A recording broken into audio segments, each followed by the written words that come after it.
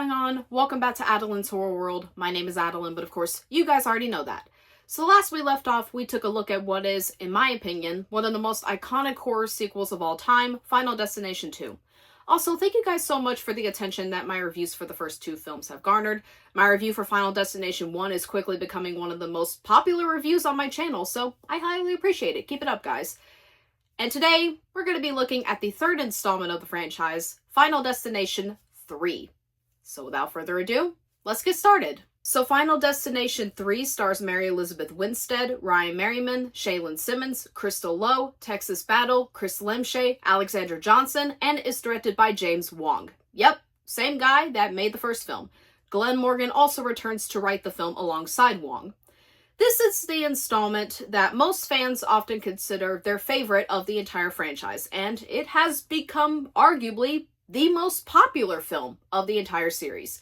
And it just celebrated its 20th anniversary this month. 6 years after the events of the original, upcoming high school graduate Wendy Christensen is attending an amusement park with her best friends and classmates to celebrate the end of high school. However, while boarding the Devil's Flight roller coaster, Wendy has a terrifying premonition of the ride derailing and the tracks collapsing, which will kill everyone aboard. She manages to get off the ride and save half the people on board: Freund, Ashlyn Halperin, Frankie Cheeks, Romero, Erin Ulmer, McKinley, and Kevin Fischer. Unfortunately, she is unable to save the other half, leading to the deaths of her best friend Carrie and her boyfriend Jason. Weeks later, as Wendy struggles to cope with the deaths, she begins to notice that the photographs she took of her friends contain ominous omens of death. This happens just in time for death to begin killing off the survivors in the order they were originally meant to die on the coaster, leading to Wendy and Kevin rushing in a desperate attempt to save all of them. Yeah, it's the exact same premise as the first two films. This rarely changes going forward. Rarely. So the development for the third film began right as Final Destination 2 was being released. This time around, though, Jeffrey Reddick was not involved, so it was primarily up to James Wong to deliver the final product without him, though Craig Perry and Warren Zide did return to finance the film and such like they did before. Wong stated that he wanted this film to be a standalone sequel, unlike the second film, saying that the idea of cheating death or death coming after you could happen to literally anybody. The events of the first film are briefly brought up. When they were boarding, a kid had a vision that the plane was going to explode. Just like you did. And on takeoff, Flight 180 blew up.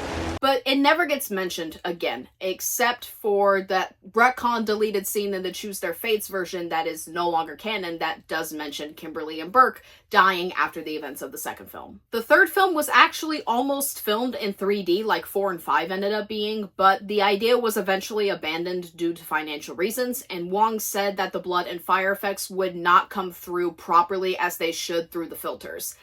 Honestly, thank God, because this movie being in 3D would have made it even fucking worse. Filming took place in Vancouver from March to June of 2005, though reshoots did have to be done in November later that year due to viewers of early screenings really disliking the anticlimactic ending.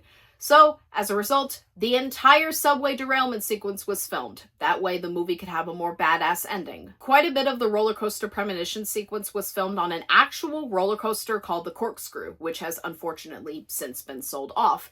Though reshoots did take place on a soundstage in front of a green screen for the more visual effects heavy shots. And based on some stuff I've seen, the actors didn't really have that much fun doing it at all. Wow, this really sucks balls. Yeah. Final Destination 3 was finally released on February 10th of 2006. Just 10 days after production finally wrapped up after reshoots on January 31st. And the film went on to gross almost $119 million against a budget of just $25 million. The critics were actually split down the middle with this one, with some, such as Roger Ebert, criticizing the film for its predictability and lack of tension, while others have actually said that the humor works to its benefit, and the death scenes got a lot of positive reception.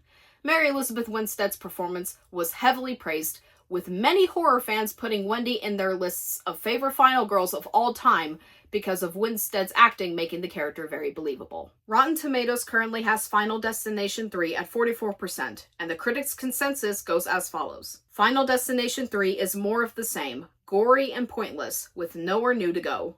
What Jesus, calm down! It's a horror franchise! What the fuck else were you expecting, guys? And now for my favorite section of these reviews.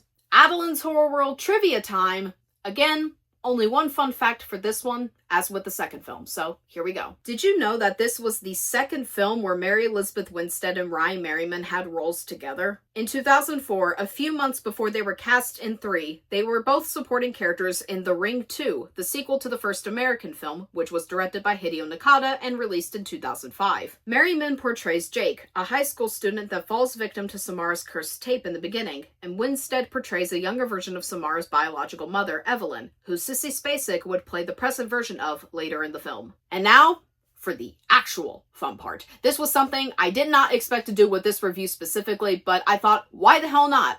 I used to own the DVD for this film when I was a little kid, so let's discuss every individual difference between the theatrical version and the Choose Their Fates version. In the beginning, when Kevin is flipping the coin to see who will sit at the back of the coaster, you can either choose heads or tails. Pick heads, the movie plays out as it does in the theatrical version. Pick tails, however, Wendy has the premonition before the coin flip and actually prevents Kevin, Carrie, and Jason from boarding while every other character perishes on the coaster. And the movie just ends. Yeah, that always confused me growing up.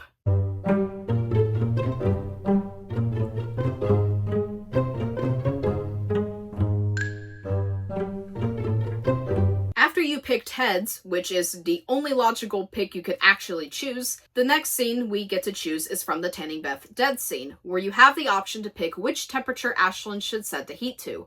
Pick 73 degrees, they get burned alive as they do in the theatrical version. Pick 76 degrees, Ashlyn actually manages to get out of the tanning bed but gets knocked out before waking up to Ashley's screams. As she tries saving her, the both of them get electrocuted. A rather tame death for a movie like this. Next is the drive-thru scene. You're given the option for Wendy to honk at Frankie a second time. If you choose not to, Frankie dies as he did before. Pick yes, Kevin and Wendy actually save Frankie's life before his head could turn into a strawberry smoothie. However, he's arrested later on for sexually harassing an undercover cop, and you're asked if he's worth saving. If you still own the DVD, just say that he wasn't worth saving. Lewis's death only happens sooner if you choose for Wendy to take a second look at his picture, getting his head crushed by the weights almost the moment that Kevin and Wendy show up at the gym this time. Erin's death is also minorly altered, based on whether Ian can give a kill shot or warning shot at the pigeons. Choose kill shot, the movie goes as normal. Choose warning shot, Ian misses the pigeons and it comes back to bite him in the ass later because the pigeons lead up to Erin's death instead of the sandbag.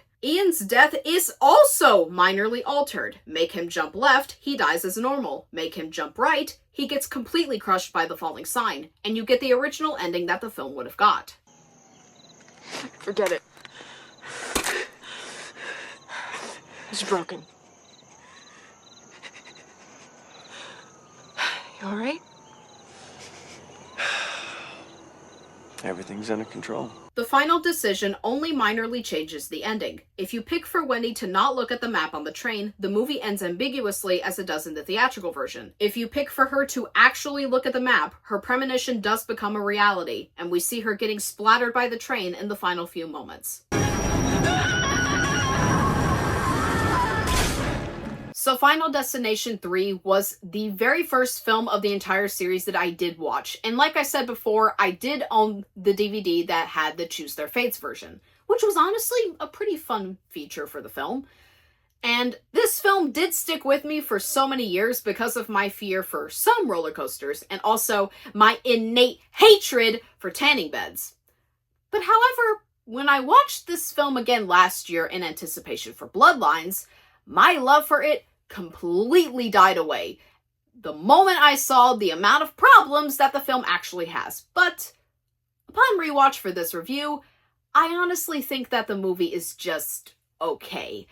It's a significant step down from the first two, which is actually a surprisingly controversial opinion amongst the Final Destination 3 fandom. So allow me to get into why. And I know what you're going to say. Adeline, did you mean Final Destination fandom? No, Final Destination 3 has its own fandom. People are obsessed with this one. So Final Destination 3 has its own fandom. So deal with it. So first, the score by the late Shirley Walker is probably my favorite score of the entire franchise. There are so many iconic pieces of music that are associated with this film alone. And it's probably the most intense soundtrack of the entire franchise. The movies after this one never really captured the magic that the first three movies had in terms of music because of Shirley Walker. And from what I've seen, Walker went out with a bang when it comes to this score, as she unfortunately passed away around 10 months after the film's release. Yeah, this is my favorite score of all of them. Not a lot of people like to talk about the scores in at least the first three movies, but I will shine a light on it because I think that this score is a fucking masterpiece. Specifically one track itself, which is entitled Off the Tracks, which plays during the roller coaster premonition sequence. Allow me to play it.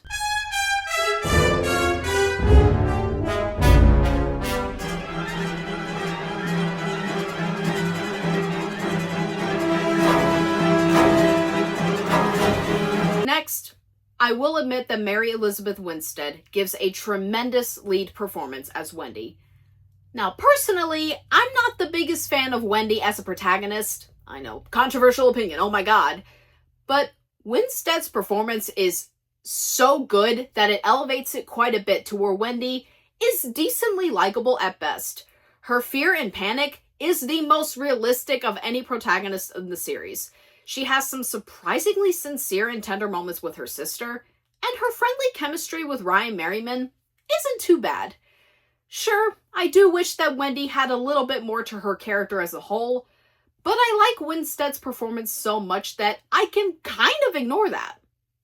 For the most part. Next, this film has some unintentionally hilarious moments, and I say that in a good way, and I will point out two of them specifically.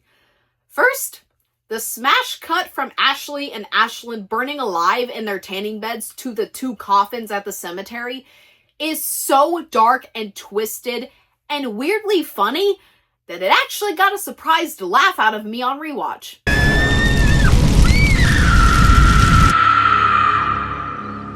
And second, I don't know why this is funny, but the image of Kevin getting kicked backwards by a horse has always been so funny to me, to the point that upon rewatch, I literally cackled at the screen, and I wish I recorded my reaction to it because it was so fucking funny. Next, while it's not my personal favorite premonition, I would say that the roller coaster premonition is probably the most iconic one of the entire franchise.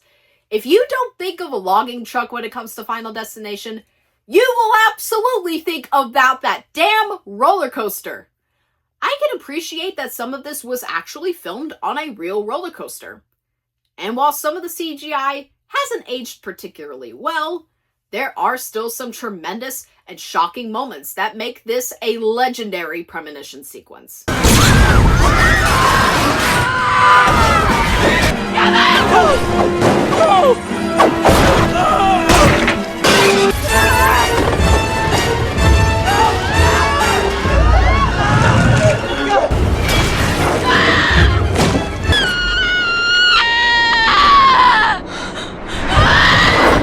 And finally, most of the kills are fucking disgusting and brutal, and I freaking love it!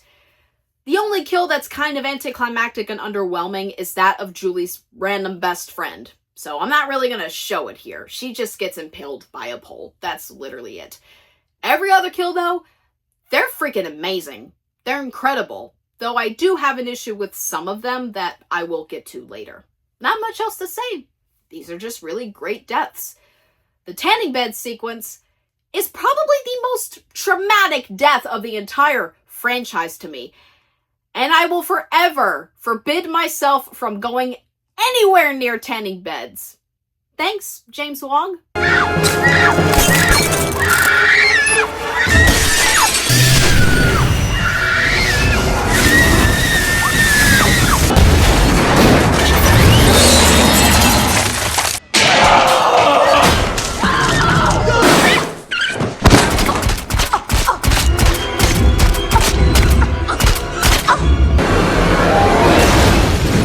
Moving on to my mixed elements, of which I only have one. And it's merely that this is the film where the franchise started to basically become a parody of itself and it became really stereotypical. Now, I know the second film kind of did this as well, but at least the second film really embraced the wacky tone.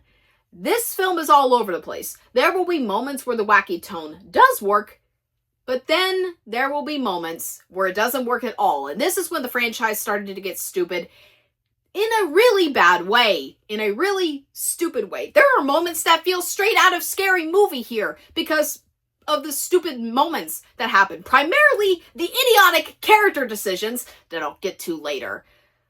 I don't know. This is when it became impossible to take these seriously. Like, the Rube Goldberg-style death sequences became really cartoonish at this point.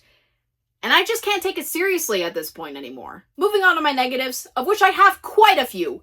I'm gonna enter epic rant territory because the negatives here, for the most part, are almost unforgivingly bad. So let's get started. First, let's talk about the rest of our cast of characters. The only characters I actually give a shit about here are Wendy, for the most part, Ashley, and Ashlyn. Yes, I actually kind of give a fuck about the two airhead preppy characters who are supposed to be bitchy, but they actually have moments of genuine sincerity despite how clueless they kind of are. They actually reach out to Wendy in an attempt to help her with her grief. Look at that! They're actually nice people. Every other character in this movie is either forgettable as fuck or just flat out disgusting people. Like, to the point, it's cartoonish at times. Ian starts out as surprisingly likable and sympathetic, before he becomes a random sociopathic asshole out of fucking nowhere. Erin and Julie are paper-thin, nothing characters that have no development at all. Lewis is just a straight-up dickhead. Damn, it's gonna crash. The hydraulics, the coaster. Man, she just trying to get some fucking attention. You know what? You're a real piece of shit, Lewis. Fuck you. Fucking what? Oh, man, fuck you. Hey, if you ever have to come to my funeral, man, bring me a PSP or something. At least I have something to do then. Fuck no, and I don't care. And you shouldn't care either, man, because what you're telling me right now is straight bullshit. And while Kevin may have moments where he's a pervert, which I still don't like, in no way does it compare to my least favorite character in all of Final Destination history, Frankie Cheeks. Next, speaking of Frankie Cheeks, I have reserved a negative just for his sorry ass. Yes, he is a pervert. Yes, he is a sexual harasser and a creep. But more importantly, he is a predator who is preying on Ashley and Ashlyn for most of the first half hour of this film. And they're 17 years old. He's supposed to be an adult. This line should prove everything to you. Get out, Frankie. Yeah, why are you even here? Yeah, you graduated like 2 years ago. I stuck around to monitor your development. I know you did not just fucking say that. I know you did not just fucking say that about teenage girls. But don't worry. It somehow gets worse. Dare you to flash me them sweet, sweet titties when we go through the loop. If I had seen their, whatever, humanity, they wouldn't have felt the pressure to look so good. Impress Franklin Cheeks. Be proud of your ability to make everything that happens somehow a story about you. Oh, hell no! Oh, hell no! No, let me at him! Let me at him! I'll kill him! Oh, never mind. Death has it covered for me. Thanks, Death. Next, the dialogue. Nearly every line of dialogue in this film is straight up awful. No human being in their right mind ever talks this way.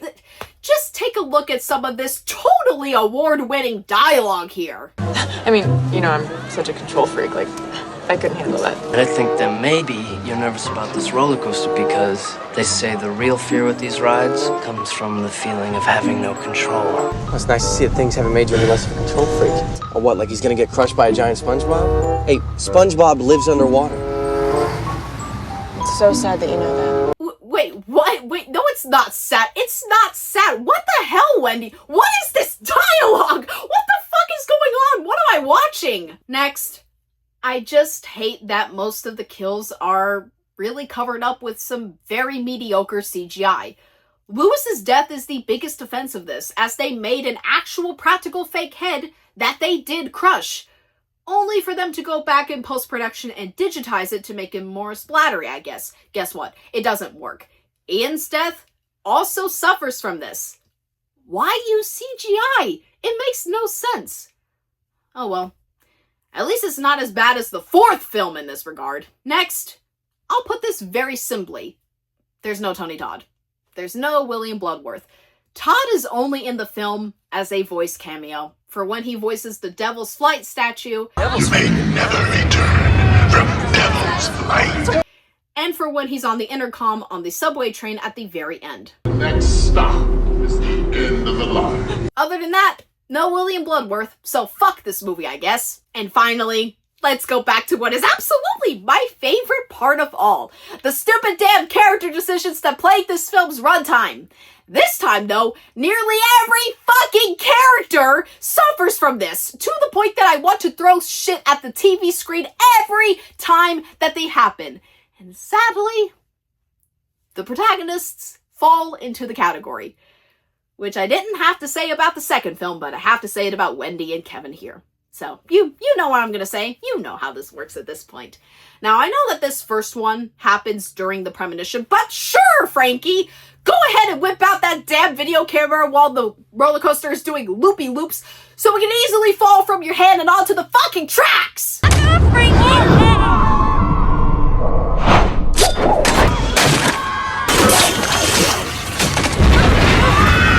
Sure, Ashley, go ahead and bring in the slushie that the manager of the tanning salon clearly told you to not bring into the room, and then just set it on the electrical outlet that can increase the temperature of the fucking tanning beds! Dude, he said no drinks. If you spill that shit, we're gonna have to clean it up like last time.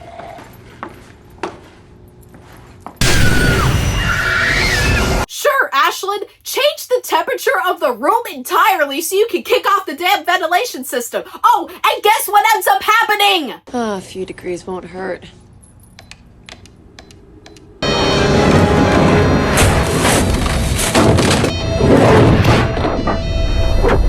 Sure, Wendy and Kevin, just stand there while everything in the gym goes wrong around Lewis and not even warn him until it's too late! Death is fucking different, fam. Death wear blue and orange. Sure, Erin and Ian, go ahead and place those tools on the shelves in the most haphazard way imaginable and not even look at where you're fucking putting them, please, Jesus Christ. Does that not make sense to you? Oh, yeah. Kev's dead. You know, one of you kids sound crazy, so guess how you two sound right now.